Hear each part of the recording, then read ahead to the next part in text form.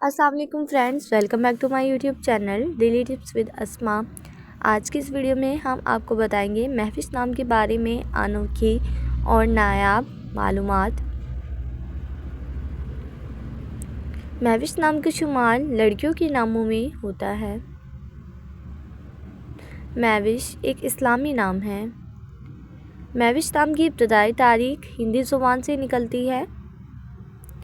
महफिश नाम की लड़कियों के लिए खुशकिस्मत नंबर 9 माना जाता है। माहिरीन के मुताबिक महफिश नाम की लड़कियां सलीकामंद होती हैं। महफिश नाम का मतलब है चांदनी यानी खूबसूरत। महफिश नाम की लड़कियों के लिए खुशकिस्मत दिनों में मंगल और जुमेरात का दिन शामिल है। महफिश नाम के अफराद के लिए मुवाफिक रंगों में नारंगी, सुर्ख और सुनहरी शामिल है। महफिश नाम के अफराद के लिए मुवाफिक पत्थरों में सब्ज़ कीमती पत्थर शामिल है। खुशकिस्मती वाली धातों में हिस्सों के हिसाब से तांबा शामिल है। फ्रेंड्स, अगर आप अपने नाम का मतलब जानना चाहते हैं तो कमेंट बॉक्स में अपना नाम लिखें।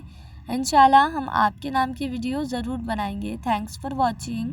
अल्लाह हाफिज़।